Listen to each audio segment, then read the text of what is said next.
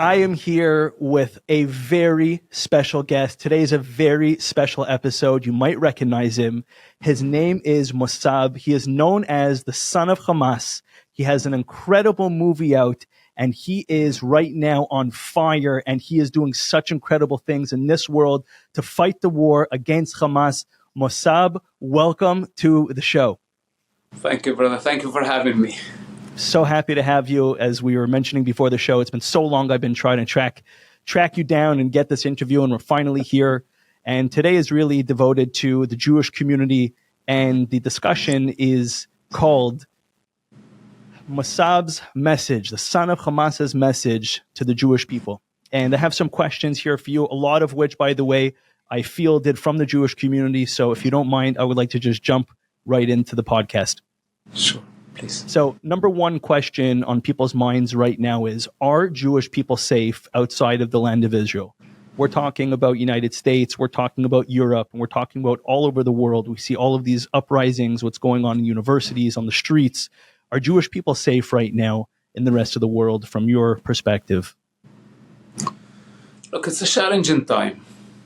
I myself, when I walk down the streets, I come across hateful people, but we cannot go into hiding.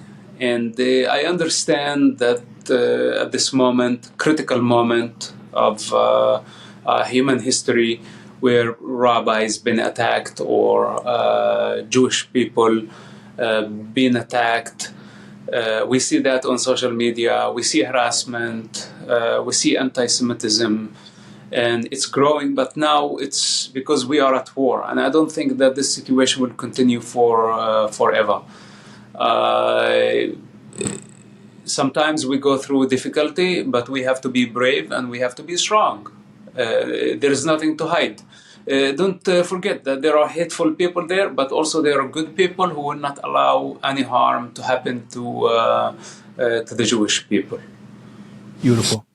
So for the viewers who are watching right now who may not know about your story, can you please tell us a little bit about your story, how you grew up in Israel with your father being one of the leaders, one of the founders of Hamas? Could you please tell us a little bit about your upbringing, some of the difficulties you went through as you were growing up?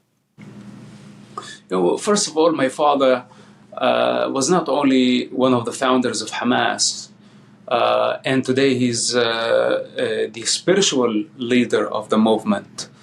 And I'm sure he holds very important position in the movement, but they don't reveal his real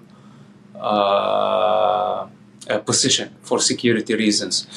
But more importantly, that he was a leader of the Muslim Brotherhood, the movement of the mother movement of Hamas. And this is where nobody's talking about. It's the biggest Islamic movement in the world. It's the ideology of 20th century Hassan al-Banna and Sayyid Qutb. Very dangerous ideology. So my father is one of the top leaders of this organization as well. It's not announced. So you can imagine this is where I came from. This is my family. This is their business. I was the oldest son of Sheikh Hassan Youssef.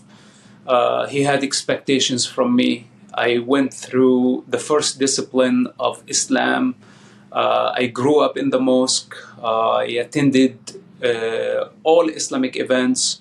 I tried my best to meet with the Islamic expectations, the society, the religious class where I belonged to.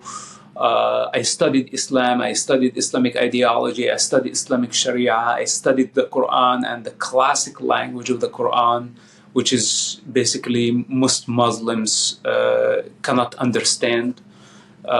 So this was my conditioning at the early beginning. Of course, in a very brutal and violent culture. This is the difference that if I caused any trouble or did not meet with the expectations of that religious class, I got beaten up. Many times I was tortured, actually.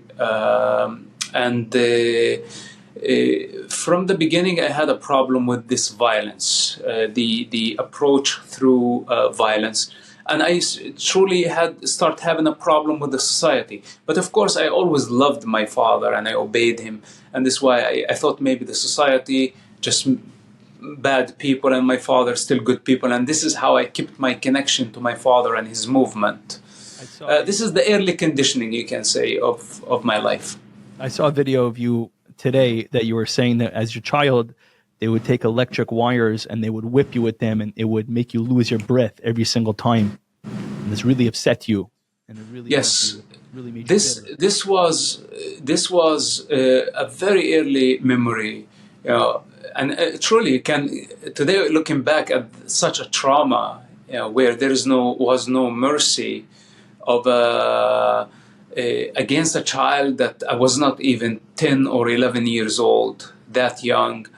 It was a cold night of Jerusalem winter, and I literally lost my breath every time. And Wow. the Hamas leader did not even have any mercy for me until I blacked out. And my mother was even watching that.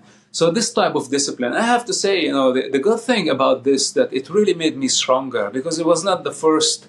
It was not the first thing. Many tried to destroy me in that society, and I wondered my entire life why people were so cruel.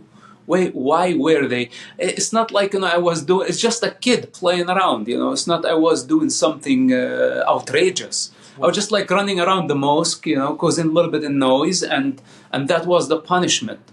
So anyway, they really tried very hard, and it just made me stronger, and it always made me wonder why the violence, and the child within rebelled, and the gap just kept widening until now, and it's still getting wider and wider between me and that culture. What's the fundamental reason why Hamas hates Israel so much?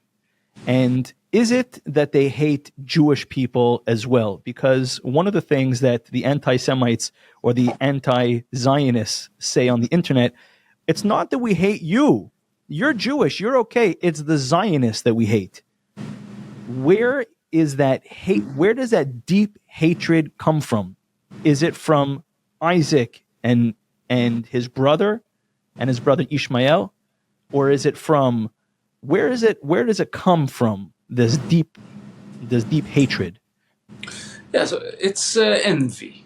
If you want to look to the fundamental problem, is envy, and it's rooted all the way in history between Ishmael and Isaac. There are fundamental problems why, what Ishmael stands for and what Isaac stands for, and the falsehood and delusion of Ishmael. And this is very evident, even though after thousands of years, one believed that there is order to things, and man cannot be just a pig, eating whatever, doing whatever, sleeping around, trying to conquer without any limitation, just basically pure mind, outrageous in the material world. And the other, sees beyond the material, which is basically the spiritual, the essence, the source. So one is pro-discipline, pro-order. The other one is pro a false sense of freedom and chaos. So this is basically what puts them at odd. If I want to say from spiritual point of view, but it truly, like throughout, because I'm someone who lived in both cultures.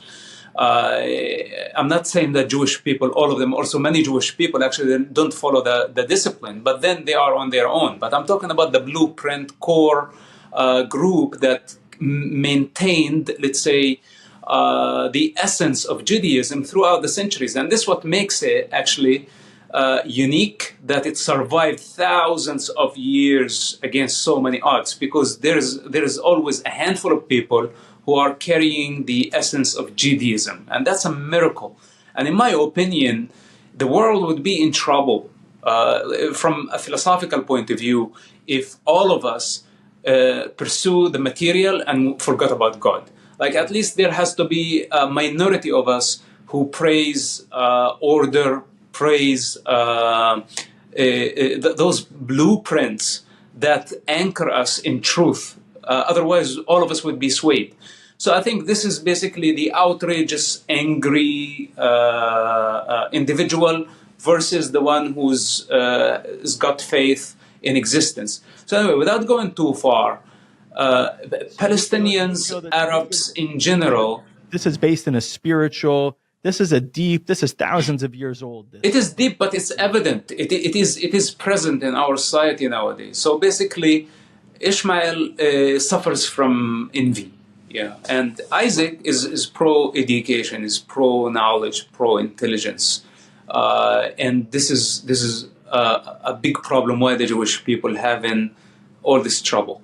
If you look at the Jewish nation, and this is my first-hand experience throughout so many Jewish communities around the world, whether people like it or not, the secret of the Jewish people is education. This is the secret. From day one, they knew accounting, they knew writing, they were scribes, they were, and this what made them hold significant positions in governments, empires, throughout the centuries.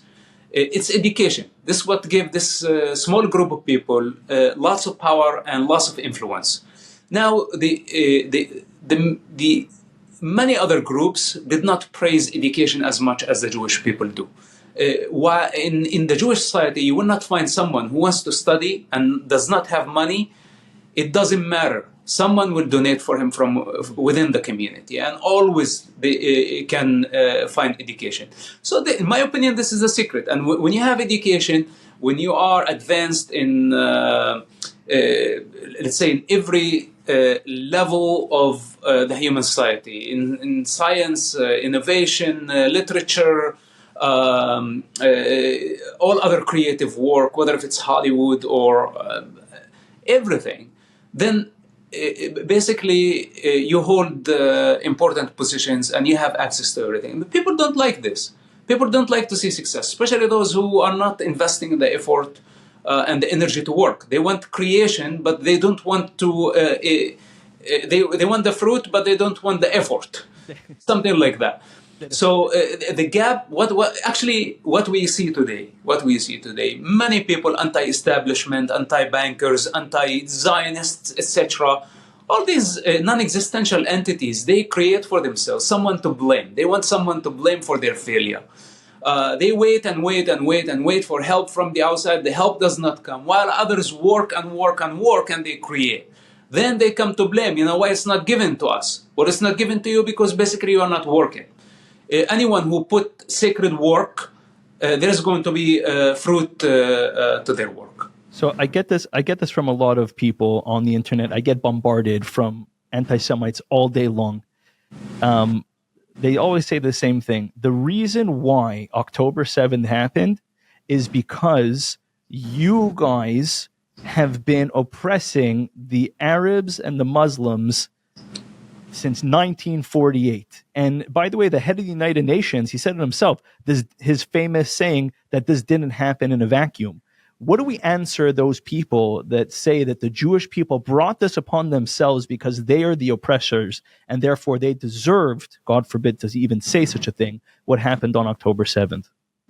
Because both groups, whether if it's the head of the United Nations, the Secretary General, or the pro-Palestine crowd who have no clue where the region exists on the map. This is or the Palestinians, they all just blame. This is their game. They don't take responsibility. If we go back prior to the modern existence of the State of Israel, the modern Israel that we know, prior to that, the Jewish people maintained their presence on the land throughout the centuries. Nobody can go against history. It's their failing attempt to rewrite history. Nobody can rewrite history. The Jewish people, whether if it was an empire or a kingdom or a state or a democratic state, they maintained presence on the land. They have a connection throughout the centuries, thousands of years of connection to that part of the land. And I cannot blame them. They just love the land. They love their religion, they love their what they stand for, and it's something that I highly encourage.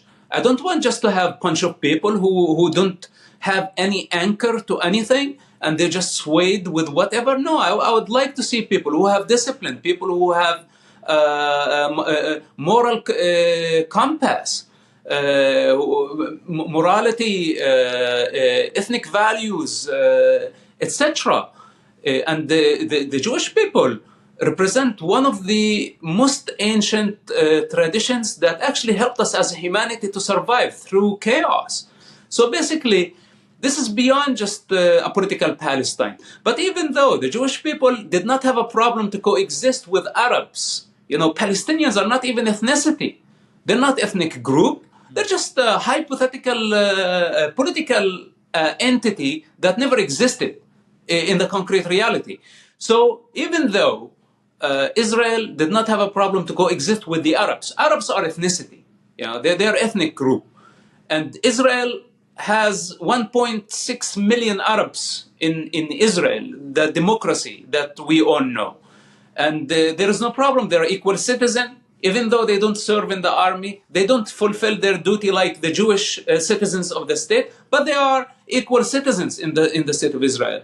So Israel does not have a problem. It's a fact that they don't have a problem towards the Arabs and coexisting with the Arabs. Israel did not have a problem for an Arab state to exist next to the Jewish state back in 1948. But what happened? Arabs refused to coexist with a Jewish state. And hence, they tried to destroy the state of Israel again and again and again, all the way up to October 7 attacks. That if their intention was to build a Palestinian state or a Palestinian nation, they would have a Palestinian nation by now. But their attempt throughout the century has been to just demolish Israel. If I to find a definition what Palestine is, it's literally the Israel ceasing to exist or the destruction of the state of Israel. This is what Palestine really means. Is that what they mean when they say free Palestine? Exactly. When they say free Palestine means eliminate or annihilate Israel. It's a crazy thing, by the way. When they say free Palestine, it literally means wipe out the entire land of Jews. Of course, because if it has been about Palestine, we would have Palestine by now.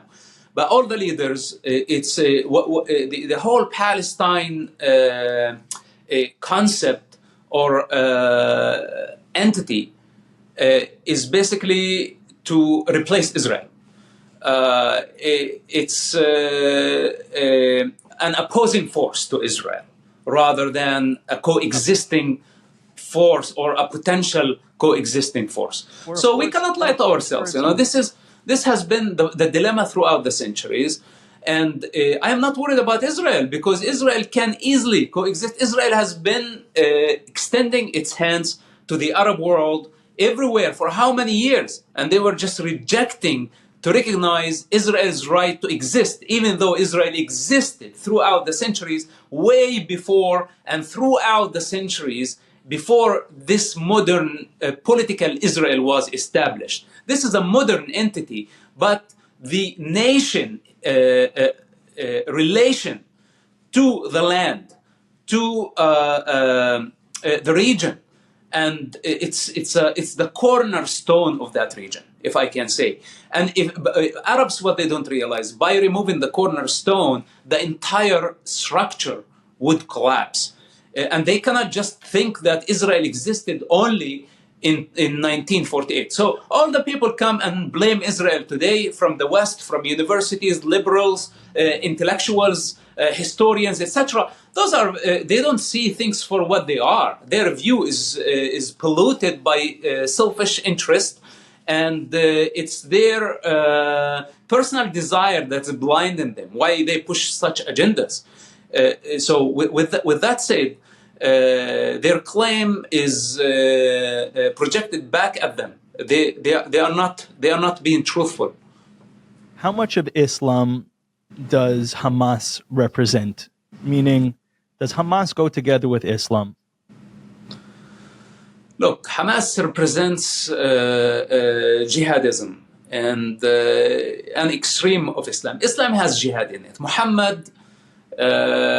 fought his opponents, the Prophet of Islam, he fought his opponents.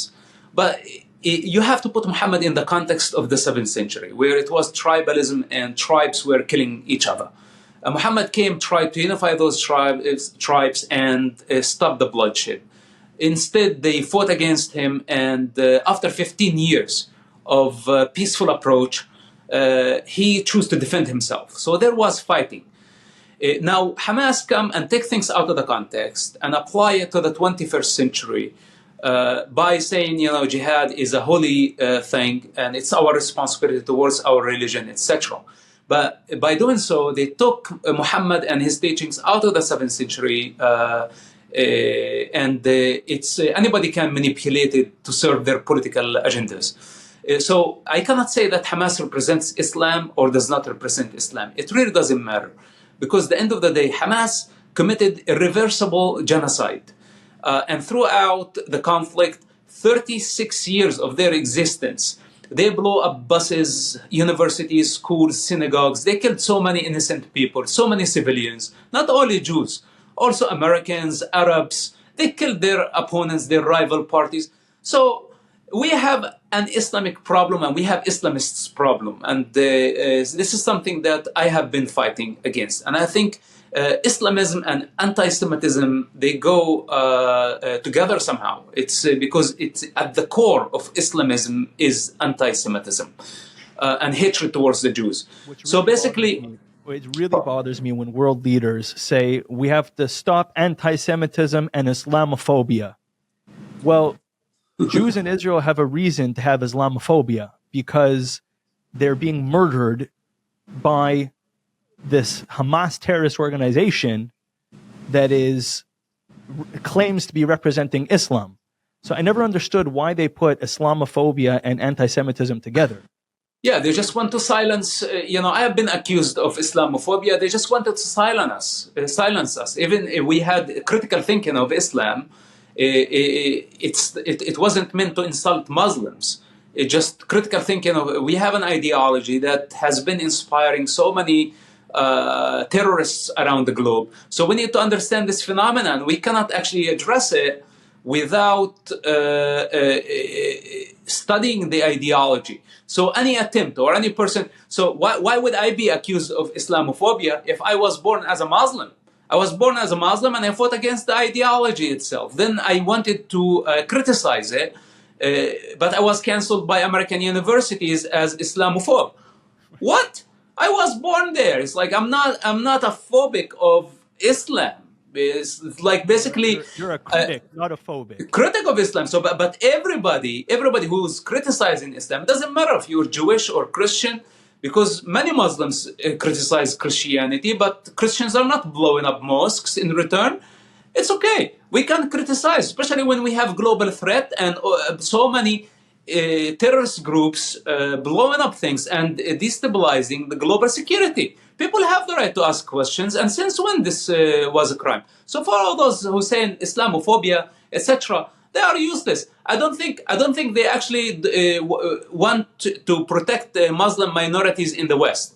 I think what they are afraid. They are the ones who have phobia. They are the ones who are calling for Islamophobia.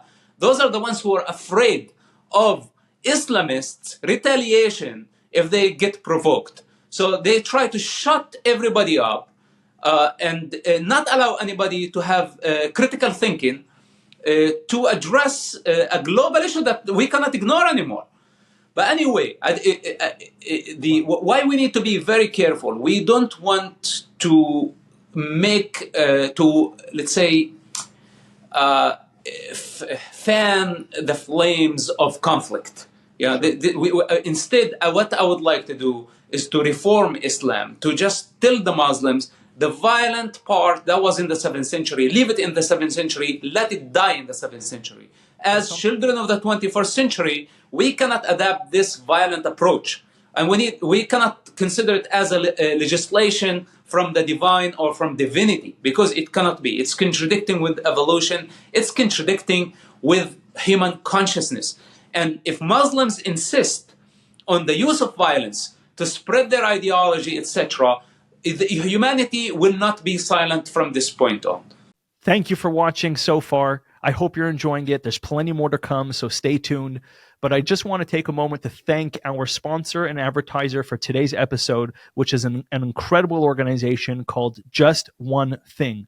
What they do is they connect you with a Torah partner to learn 10 minutes of Torah a week. And they also connect you with a soldier on the front lines that your 10 minutes of Torah learning will give that person merit and protect them in the battlefield. They've already connected thousands of people to learn with each other, and they're looking for thousands more. This is really spreading like wildfire. It's becoming an incredible movement. I personally am doing it. It's changed my life, and I want you to do it too. So please check out the links in the description. Please, you could do your part. If you're in America, if you're in Europe, if you're outside of the land of Israel, or even you're in Israel and you can't make it to the front lines because that's not what God needs of you right now, at least protect our soldiers spiritually because they need it. And that is a true source of the Jewish people. So please go sign up. Just One Thing. Their website is sharejustonething.com. I cannot wait to see how many people sign up from this episode. Go do it. Now enjoy the rest of Mossab and the show. Well, Mossab, I love talking to you. You're such a brain, such an incredible way of looking at the world. You have so many different vantage points. It's very intricate the way that you see the world, and I appreciate it. Let's keep on going. So there was a movement for a split second that people should take down their mezuzahs on their doors. Jewish people should take down their mezuzahs on their doors because people would know that they're Jewish and that it would invite, God forbid, danger to them. Or during Hanukkah, there was municipalities and cities and countries, for that matter, that were discouraging the lighting of public Hanukkah menorahs out of fear of retaliation or anti-Semitism. Do you feel that Jews backing down as Jews and hiding their Judaism is a way to protect themselves? Or do you feel that Jews going out there being strong and proud, even though it's scary, by the way, it's being strong and proud, do you feel that that's the way to conquer this evil that we're experiencing right now? I think never hide your identity. Judaism is a very beautiful religion, very beautiful people. You have nothing to hide. You didn't do anything wrong. You just went under a genocide, and you are fighting for your very existence. You are brave people. Your soldiers are brave. They are making history in Gaza. Regardless of all this bloodshed happening on the other side, out of lack of leadership and total stupidity and gamble of the human life, the use of human shields. So this is not on the Jewish people. The Jewish people are defending themselves and should be very proud of your identity. I am behind you. Everyone who believes in freedom and see things for what they are, we're not going to let you down. This is not Nazi Germany. And I say, hey, don't you have guns? Carry your gun.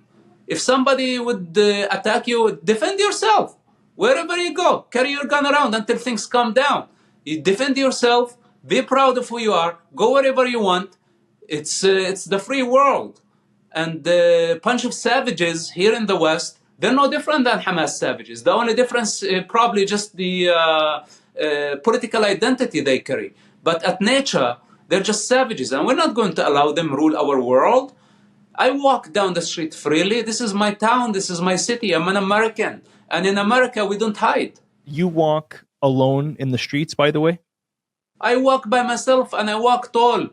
We have nothing to hide. Whatever they want to do, I'm willing to confront the mob. It's no problem. You're amazing.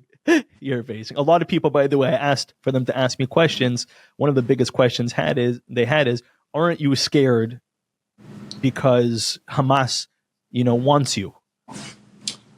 Look, you be scared only when you're doing something wrong. Wow. If you know who you are and you are rooted in your own truth, there is no, you cannot be afraid.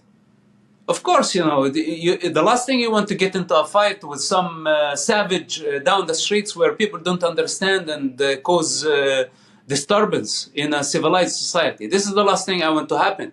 But if it comes down to the point where I have to defend myself in the face of someone embodied with hatred, unexplained hatred, I'll defend myself and let whatever happen. So a lot of Jews on January 8th woke up from this woke, world that they were living in, that everything is, peace and love and kumbaya and everybody's great and everybody's good and everybody wants good. And they woke up from their dream that there are bad people in this world, that there are bad actors.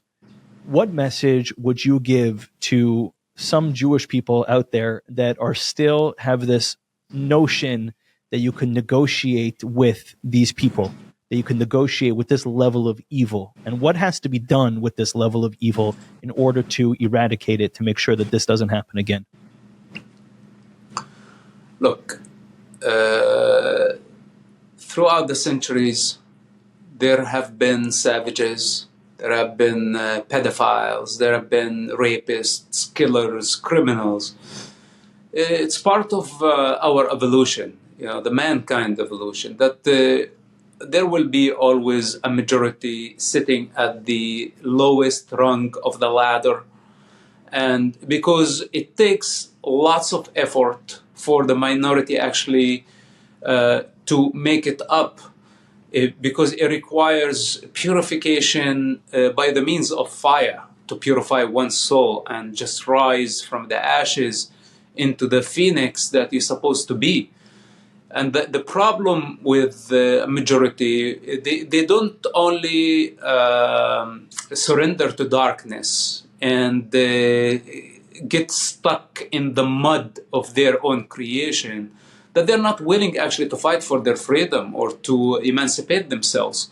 Then by attacking those who invested the sacred work to integrate themselves and integrate humanity and carry and protect human consciousness, the most valuable things, our understanding, our intelligence, that cannot be compromised only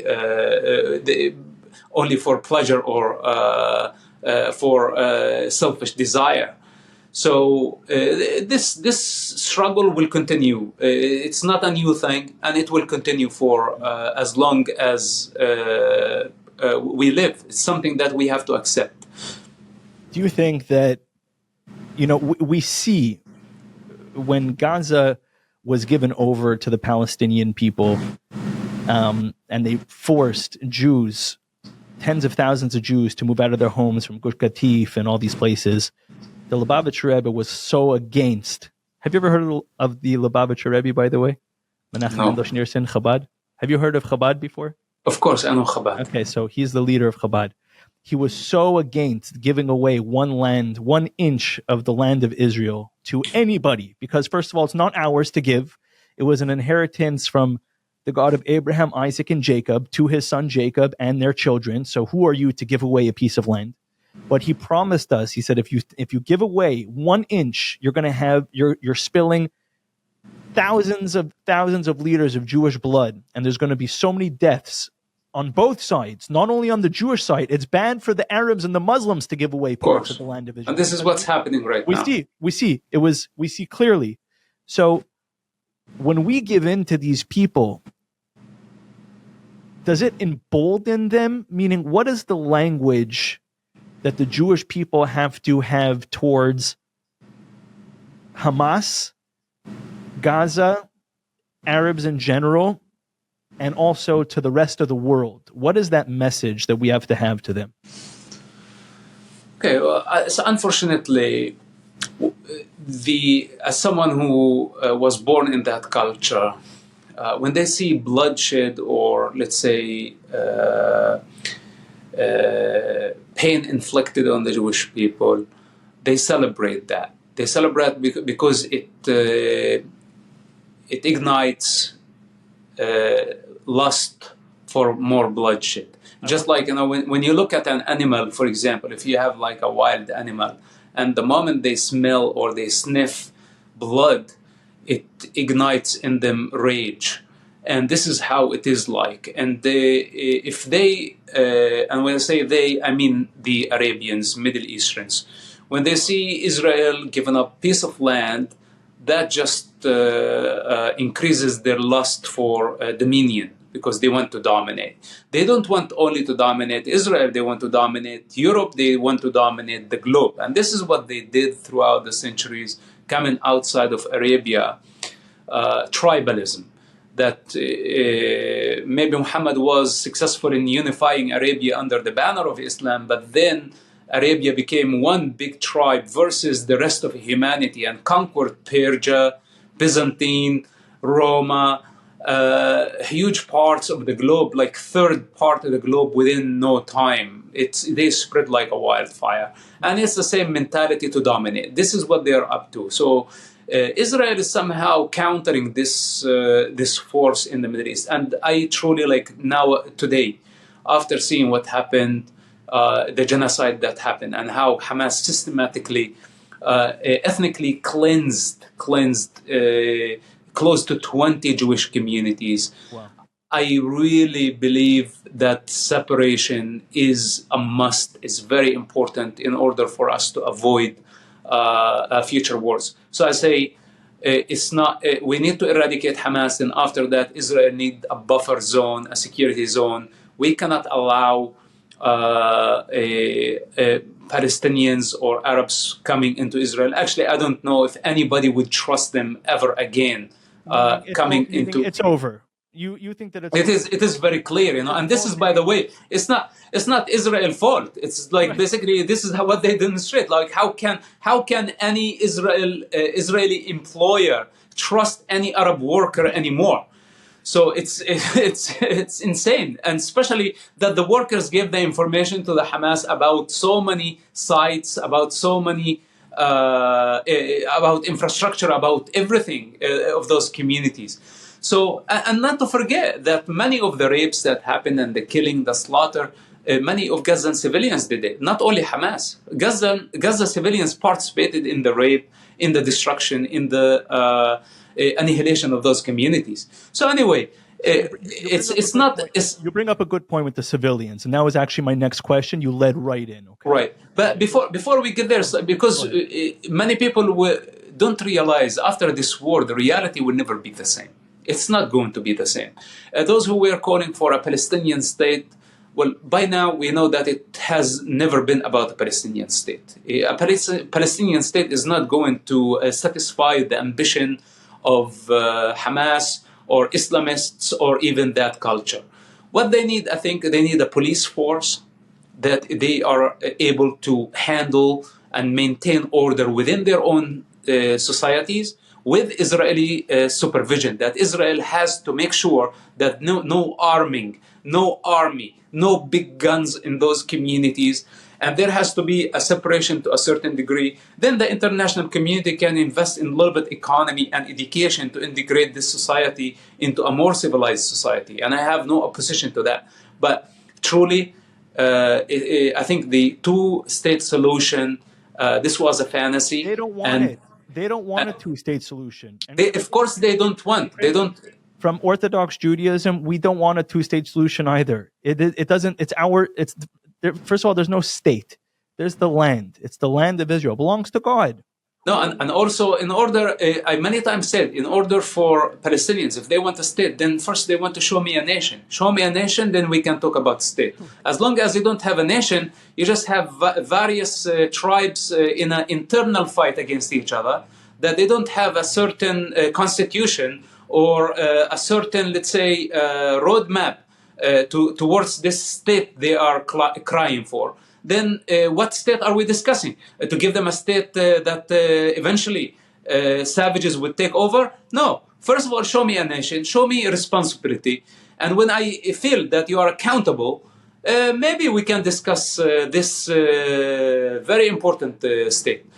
As of now, I think Israel has the right to truly protect itself. And if Arabs would continue to do stunts like this or form any threat against innocent civilians, Israel has the right to do whatever it takes to protect themselves. I will not blame them. Beautiful.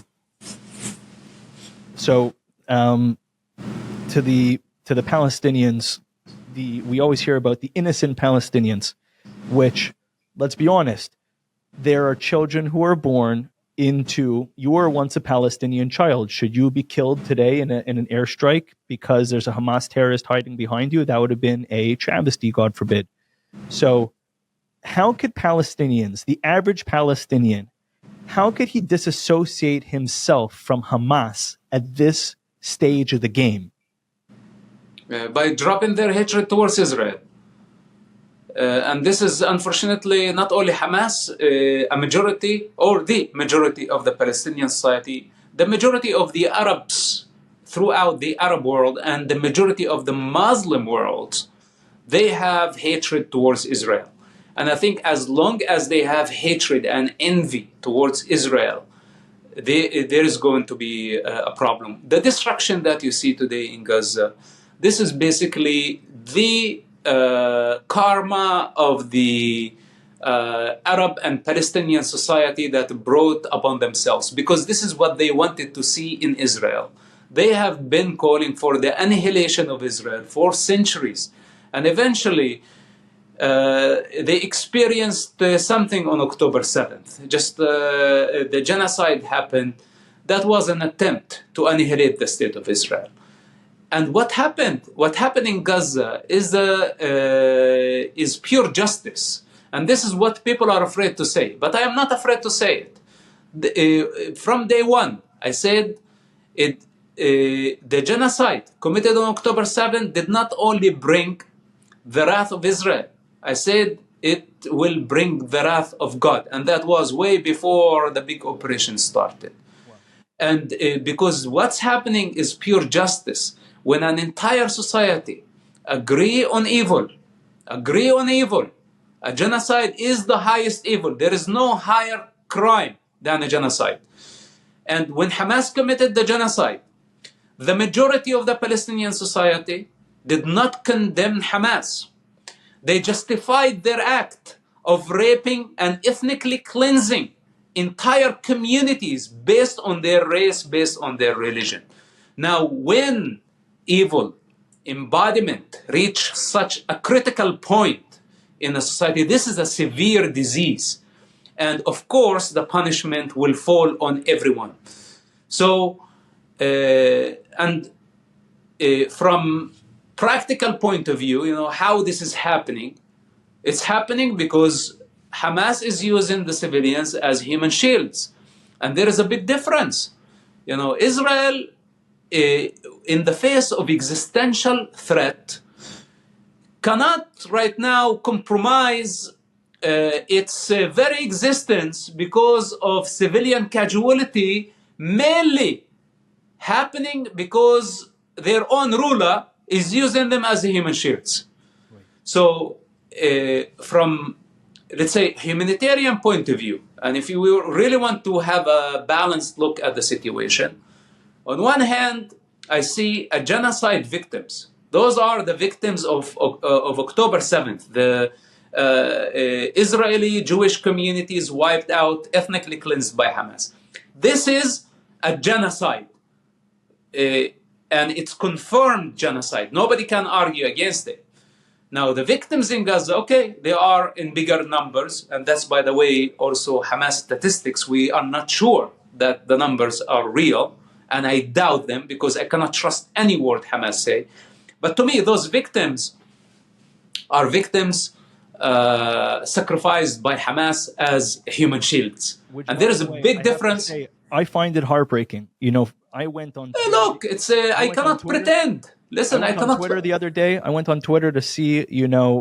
I always follow the Jewish hashtags on Twitter. I usually go just to follow you on Twitter, but I go on the Jewish hashtags. But I went, Israel Nazis, for example.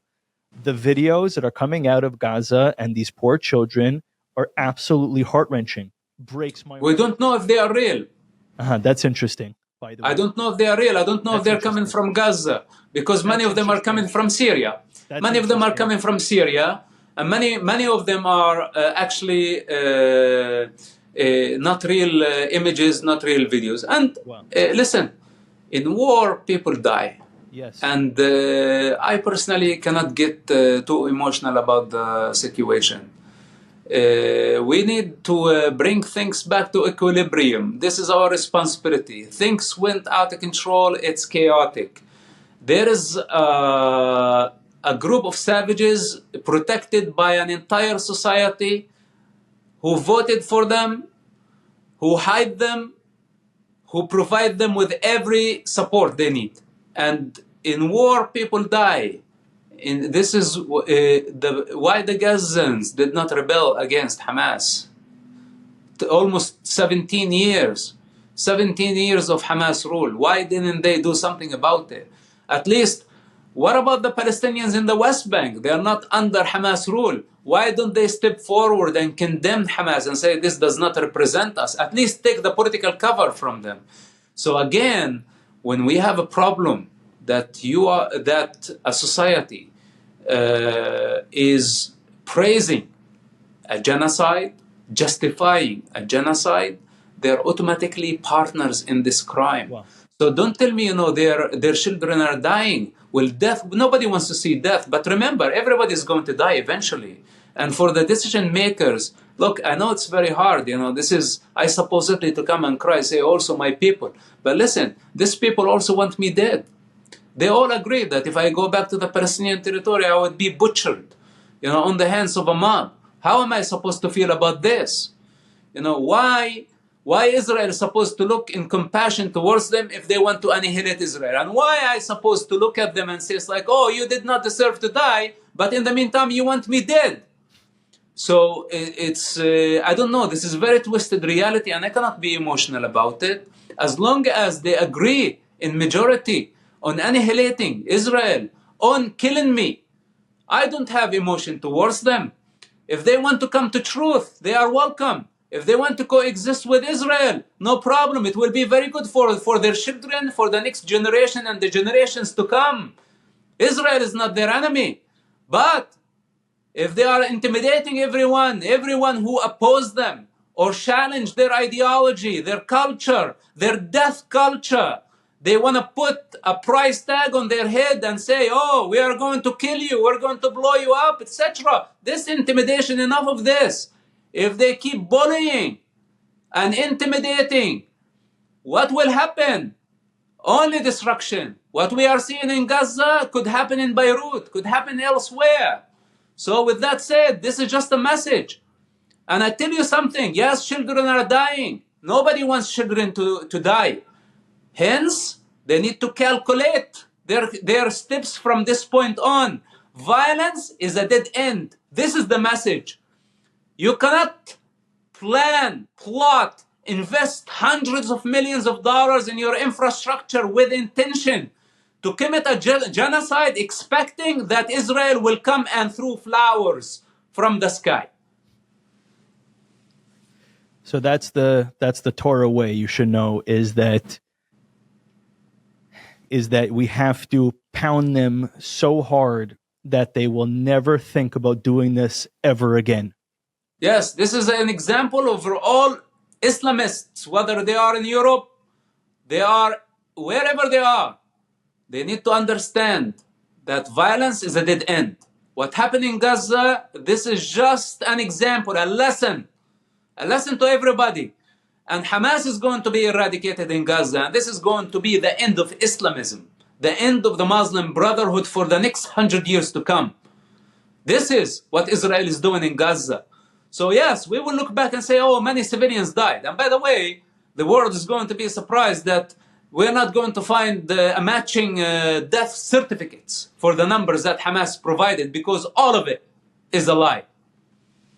Well, it brings me to my next point. Why are there not more people like you? Meaning, you would think out of millions of Arabs, Muslims, Palestinians, why is there 1, 2, there's like another guy that's rising, that's starting to speak out, but you would think that there would be hundreds of people that have come to the light. Why are there so few people that have realized what's going on here from the society? Look, I don't wait for others to validate my work. And when I started, yes, I was alone. There was not many there. And this has been my attempt to create a new reality. Maybe you'll inspire them to... whether they listen or not, I just do what I like to do. And there are no restrictions, and I don't take validation from nobody. I have my own moral compass, I have my own intelligence, I look around, I reason, and I act upon it. If I die in its pursuit, then be it. I don't care. So for now, the rest of the Arab world, if they want to see, follow, it's their choice. I'm not asking them to become a carbon copy of me. I'm not asking anyone to actually become me. I don't know if anyone can. But I want them to learn to have the courage to say the truth they know and not be afraid of the current of the society, not be afraid of the flow of the society. And I tell you, the change that is happening right now, and after 20 years, even though I thought I hit a dead end eventually, there are many voices stepping forward. And this is exactly the model that I'm trying to show them, that don't be afraid.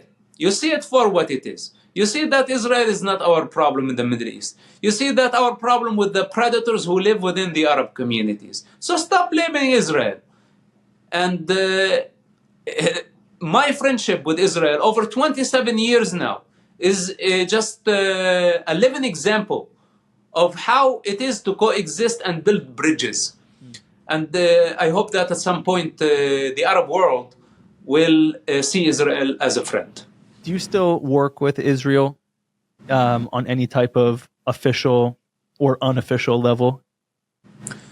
Look, it's I don't need to work with Israel or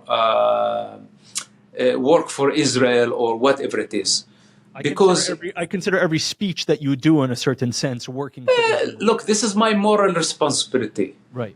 This is my moral responsibility. And it's my fight against Hamas before I met Israel. It's my fight against the monsters before I start working with the Israeli intelligence. And it has been like this. We have a mutual cause, enemy. A mutual enemy, and we are fighting against that mutual enemy. And I tell you something, it's funny when people accuse me, says, okay, Zionist propaganda. The irony of this, that Zionists are so afraid of my extreme ideas. Like literally, since day one, this is a troublemaker. This man is. I've been a little scared of things that you've said in this interview. I'm like, oh no, now people are going to, to say that this is like yes, and you see where I stand. I'm not. Yeah. It's not like I'm influenced by Zionists or Zionist agenda, as much as I'm a lot more extreme. That I cannot actually fit in any Zionist organization because my extreme views are not acceptable by Zionists. This is the difference between me and them. Hence, I don't wait for Zionists to come validate my work. Nobody tell me what to say or what to do. I'm just doing it voluntarily. And this is my fight. Before it was Israel's fight. And we are fighting together against savages, against brutal enemy of humanity, that I want them eradicated. I did this for 10 years with might. You know what? With might, things that I cannot talk about.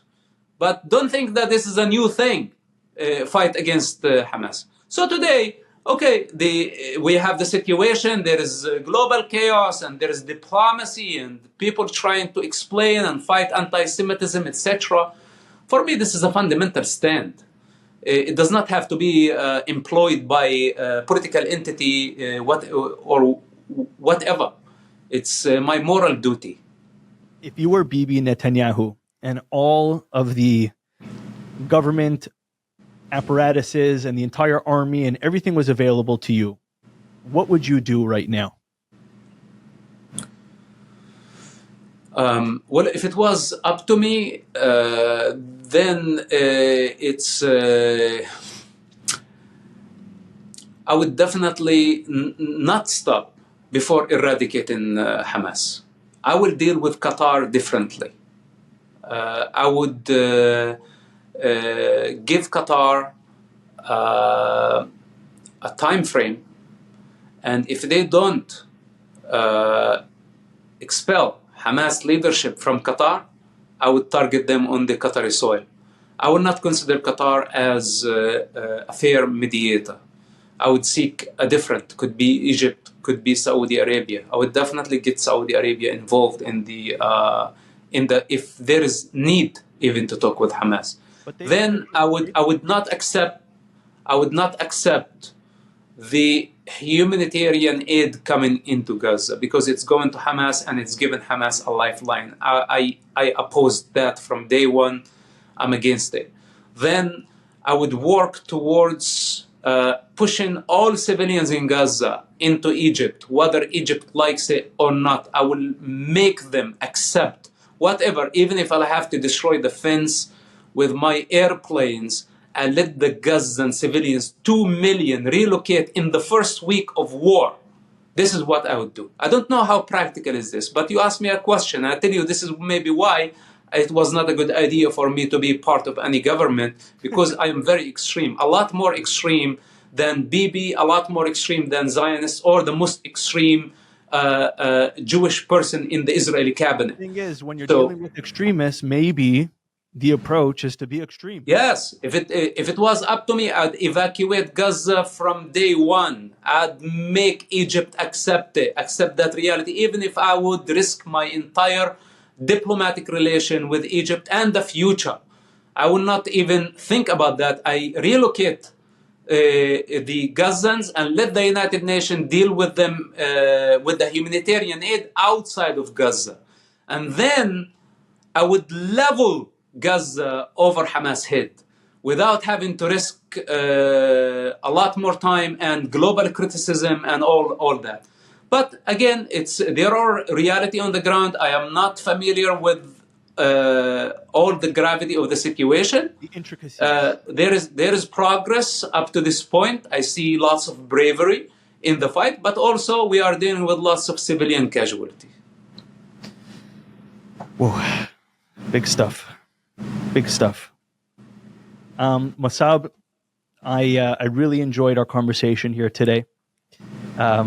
You are somebody that I admire, I personally look up to. I've been following you for a really long time, and I admire your courage and your bravery. And I know you don't need compliments, but I just want you to know, for people like me out there, it gives me a lot of courage what you're doing.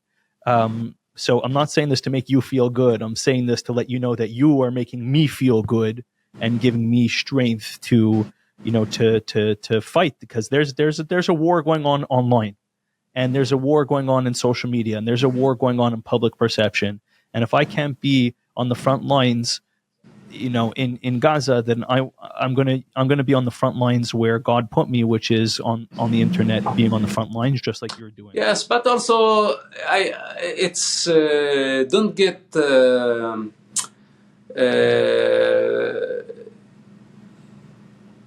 I don't say like carried away with this whole online war, because the real war is in Gaza, and all it takes brave soldiers on the ground to eradicate Hamas, and we are moving closer every day towards that goal. Those keyboard warriors, totally disconnected from reality, addicts to video games, etc. They think it's just like another video game they are playing. They are not of my concern, because eventually, a few weeks from now, or even few months from now at max, we would have eradicated Hamas, removed them from power, and Israel will restore order. Then the world is going to look back at those moments and see the absurdity of so many clowns who just unmasked their true faces and expressed anti-Semitism. This was a test, only a test.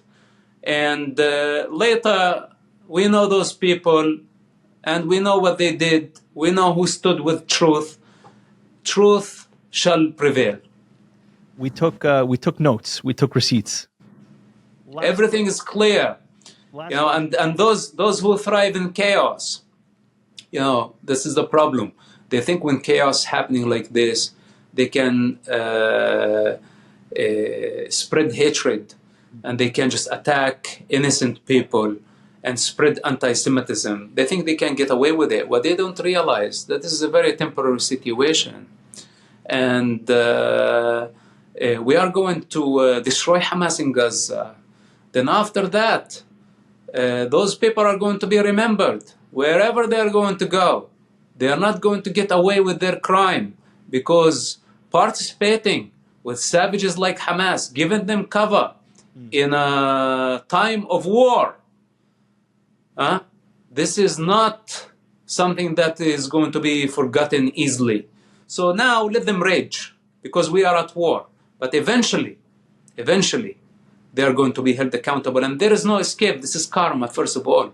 Beyond the punishment of the society and beyond the punishment of the government, there is the punishment of the universe. That's called karma. You take the side of savages who just committed a genocide, took hostages, and trying to release mass murderers back to the streets, and you call them freedom fighters, and you advocate on their behalf, you fight on their behalf. You are a criminal like them. It's as simple as that. I don't know if you saw, when people watch this, it'll already be past news, but today the Turkish prime minister, one of the Turkish MPs, president, I think it was the MP, one of the MPs, he was cursing Israel in front of the parliament. And he says, Allah is going to curse the Jewish people. And in the middle of his sentence, he got a heart attack and he fell to the ground.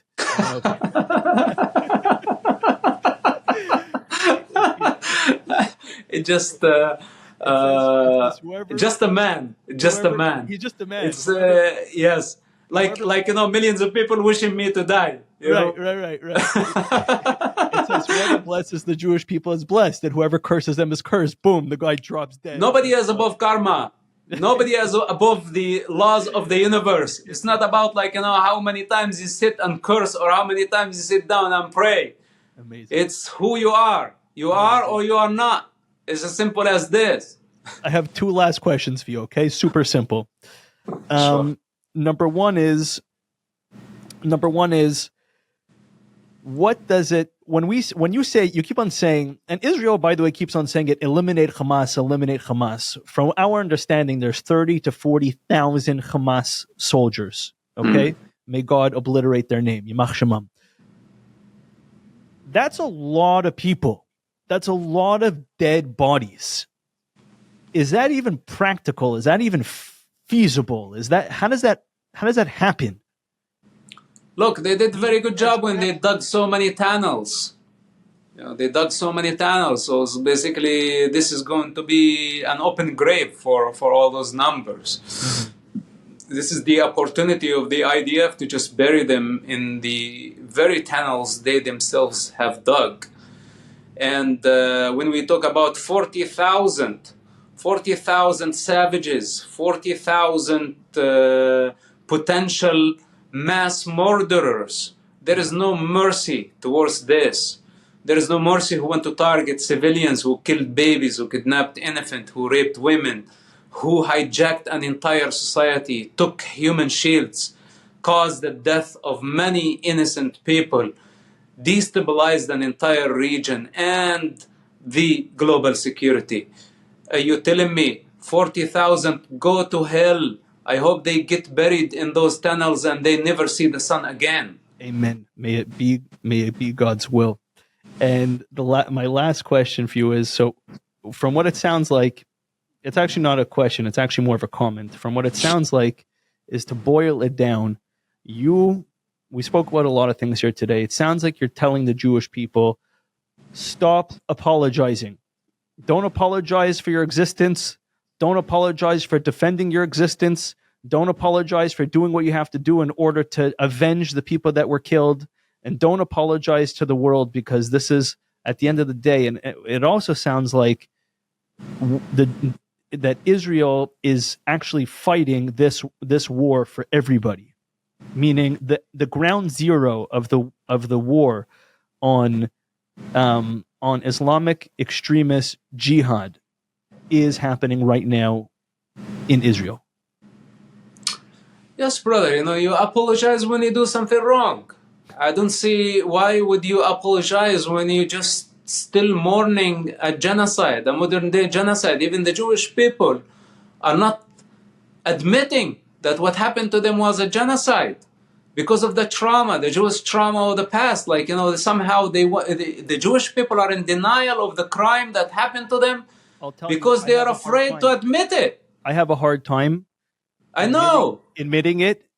In my mind, I'm like, oh, it wasn't just. Of course, it's in your subconscious. I can see this. I can see this problem. It was only 1,400 people, and also Palestinians are getting killed, and they always say that we're looking for sympathy, and we're always the victims. I'm telling you, I do it myself. I have not accepted. You keep on saying the word genocide. In my mind, I'm like, I'm not really sure. As you're talking, that's what I'm thinking. Yes, I know. It's from day one. I was like, "Hey guys, after I saw the massacre, it's a sickness." I saw the massacre, right? I tell you something. You saw the 45-minute video, right? Yes. After I saw that, I simply said, "Oh my God, you guys, this is a genocide, and you're just talking about a terrorist attack. This is not a terrorist attack. This is this is ethnic cleansing, and in the meantime." You have been accused of committing a genocide against the predator while you are the victim of a genocide. So this is where, basically my life would never be the same. From that day, my life would never be the same. I saw the difference in your face from the videos, from the difference before and the difference after. It was very, very hard for me. It was very hard for me because I had to make a very difficult choice to disown my own father and condemn him to death the same way he condemned me 12 years ago. I always forgave him and I honored him regardless that he condemned me to death for saving his life, by the way. This was... I know how many times you saved his life. Yes, this was the time where I was like, okay, we have to define the lines. This is a very ugly and dirty war against savages that no compromission in it. And I had to cut whatever spiritual bond, because there has been no connection to my father or my family, any of my siblings. Everything died many years ago. But at least inside me, I still considered the father. Sure. And that had to die. And this is why it was, because in the face of a genocide, we are in the 21st century, and this is many of the clowns don't realize this, that we are in the 21st century. And we saw things in Hollywood regarding genocide, and what we seeing documented by the savages themselves is exceeding anyone's imagination in its brutality and its barbarism. When we are in the face of such an enemy that wants to spread to Europe, wants to spread globally and do this to the rest of humanity, this is not the time to be politically correct, and it's not the time to think about tribal interest, family interest. Everything had to be dropped. This is existential fight, not only for Israel, it's for humanity. Wow. And this is where we stand, and we have to stand firm. We cannot compromise only because of public opinion. I cannot let the majority lead now. We have to be in charge, and we have to stay truthful. Even if we get crucified in the process, I don't care. We have to stand firm. We have savages, and we have to eradicate them. You tell me 40,000, you tell me whatever it is. There is nothing to apologize about. The Arab world, the Muslim world need to step forward and apologize for not condemning Hamas for committing a genocide. The United Nations need to say, we apologize to the Jewish people for not condemning Hamas, for not protecting the victims of a genocide, for not giving Israel the cover and the support they need in their fight, their existential fight against savages. Those are the ones who need to apologize. The pro-Palestine need to apologize. All those who advocate and still advocating for terrorists, for savages. Those are the ones who owe an apology to the Jewish people. The Jewish people didn't do anything wrong. The Jewish people in self-defense, it's totally justified, and I got your back. So it says that when Abraham died, Ishmael allowed his brother to go in front of him because he allowed Isaac to go in front of him. Why? Because he admitted that he was the one that was the proper inheritor of Abraham. And it says that Ishmael, in a certain sense, in Hebrew, did teshuvah. He actually he did a good thing. He came back to God. So in the Jewish belief, when Mashiach comes, and he's coming any minute, you could hear we're in the last final minutes of this long, bitter exile. You could hear the footsteps of Mashiach coming. It's loud. And it says that the nations of the world will ultimately come back to God. And they're going to come to Jerusalem, and they're going to learn Torah from Zion, because that's where Torah emanates from. That's where the Bible emanates from. And that's what this question is about. It's not coincidental, Ishmael always, in the face of the Lord of Death, Ishmael bows. This is when he's reminded by his wrong doings. And those are the moments. Their attack, by the way, was called, what was it called? Al-Aqsa, Storm Al-Aqsa, which is what? It's the temple. It's the Beit HaMikdash. That's the Western Wall. That's what it's all about. It's all about the whole world knows that this morning, look, I'm not religious and I'm not theologian or any of that, but this morning it was very interesting idea. I was like, oh my God, this is the birth of the new Jewish kingdom. Wow. But it's truly like this morning, even I was telling this to Gunen when I was talking to him, I told him, brother, this could be the birth of the Jewish kingdom. And he says, like, God forbids, because he's very tired. He's like, who's going to be the king for this kingdom? Dad, what am I going to do with him? But listen, it's in general, this is the rise of Israel, actually. This fight, the victory in Gaza, and post-war is going to define Israel in the magnificent nation that it is. And it is going to show the entire world the model of resilience, of power, of justice, of everything. And I think this is just the beginning of a new era for Israel that is just paving the way to, I would say, what could be, hopefully, finally, the salvation of mankind. Hopefully. Amen. Thank you for your time, Mosab. You're doing such great work from all of the Jewish people, and from my personal family. I just want to tell you that I know it's funny to say, but I love you. And thank you, brother. I love you too, brotherly love, and I appreciate 100%. You. I appreciate your people. Again, this is not a political stand. This is a fundamental one. Yeah. We are together in this. Yes. I understand your struggle. I love you, and we are together in this. And it's going to be just a matter of few weeks, few months. We look back and we say, wow, what we had to go through. Wow. Amen. And I hope one day maybe to have you for Shabbat in my house, okay? That would be lovely. Okay. But no challah for me. Oh, okay. Well, you're gluten-free? You're gluten-free? Gluten-free. Okay, no problem. Okay, brother. Sounds great. Okay. Thank you very much. I appreciate it.